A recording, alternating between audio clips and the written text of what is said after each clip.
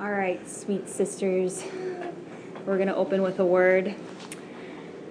First of all, let us rejoice and be glad, for today is the day the Lord has made. So whatever sorrows or burdens you have, just leave them at the door and let this be your time of peace and reflection on all the Lord has done for you and all he continues to do for you.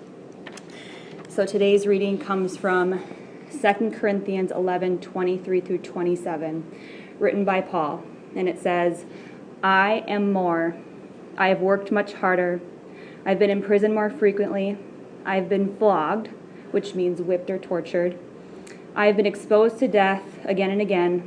5 times I was beaten 40. 3 times I was beaten with a rod. Once I was stoned.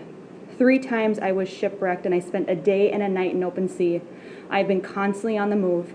I have been constantly in danger from rivers, in danger from bandits, in danger from my own countrymen, in danger from Gentiles, in danger in the city, in the country, at sea, from false brothers. And I have labored, and I have toiled. I have gone without sleep. I have known hunger, and I have known thirst. I have gone without food. I have been cold and naked. I have faced daily pressure from all churches. But who is weak, and I do not feel weak? Who is led into sin, and yet I do not inwardly burn? If I boast, I will boast of all these things that show my weakness. For when we are weak, he is strong. This is when his power shows up.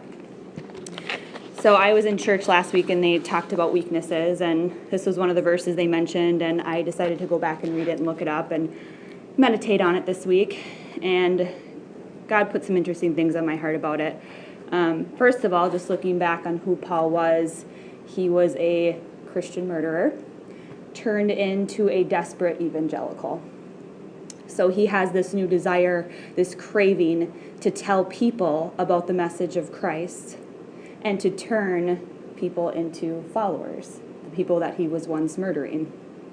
He was literally dying to get this message out because he knew in his heart of hearts, in his soul of souls, that this was the message that was going to change the world. So what Christ came to say, what he had to offer, Paul realized was more precious than stone. It was more valuable than 100 years on earth. And it was filled with more love than a family member, a child, or a spouse could ever fill you with. He was so desperate, so motivated, so encouraged that he had to spread this truth. So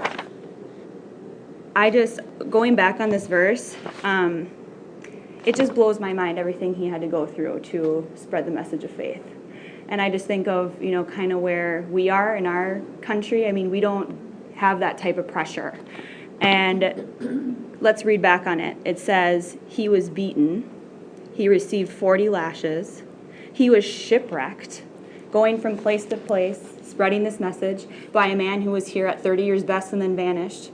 Could you imagine what he was feeling and what he was going through and how much his faith must have been tested? He was in danger from rivers, in danger from bandits, in danger from his own countrymen. So people, your neighbors, think about that are trying to attack you and bring you down. In danger from Gentiles, in danger in the city. So imagine Arden Hills was trying to take you down, was trying to kill you, was trying to make you stop from doing something that you love so much and trying to save people. In danger from his own country. In danger at the sea, in danger from false brothers. Now, false brothers and false sisters are people that claim to know God but really don't, and they are wishy-washy, or they have a divided mind, a divided spirit. So he had people that claimed to be Christ followers trying to kill him and bring him down. I mean, how horrible that would be. People that he probably trusted in at some point in time. He has been hungry and thirsty, cold and naked. Daily pressures from all churches. Imagine all the churches around you saying, you're not welcome here. Your message is crazy. Go away. You're going to be killed any day now. You're going to go down. And through it all, he said, I can boast in my weakness because it's in your weakness that God is his strongest. It's in your weakness that God's power shows up. So, as he was carrying on this message, he was able to show miracles. He was able to show things that were otherworldly. He was able to show the divine. He was able to show and preach who Christ was, because a lot of people didn't get that experience with him like Paul did. And the reason he was so ferocious for this message, the reason that he faced death on a daily basis and he never gave up, is because the Bible is the most popular book that has ever been copied in this world. It is the most translated book in the world. There are over 1,200 different languages translated. Not only that, 168,000 are sold every single day in the United States. This book is divinely inspired. It never contradicts itself. It is filled with prophecies. It has saved people from the pits of hell. It has changed people. It has had people come out from their own addictions. It has broken bad habits. It has motivated, inspired, released people from bondage, made evil be cast away to the side. It has made people be able to be vulnerable. It has softened people's hearts. It's allowed people to forgive others when they never thought they could. It has given people wisdom, knowledge. It has allowed people to truly change something bad in them without turning back. It has allowed miracles to happen. It has allowed people to experience true, authentic love. And like I was saying before, not earthly love. Not earthly love we experience with relationships. Love from Christ, which is a divine, supernatural, otherworldly love. It has made people brave. It has made people courageous. It has made people go to the death to spread this message like Paul. Why? Because God is real. That's why. And Paul knew that. He saw it, he experienced it, and he knew this book was going to change the whole entire world.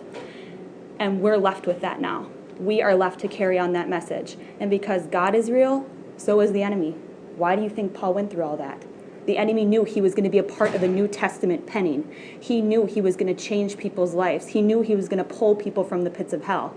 The enemy did everything he could to bring Paul down.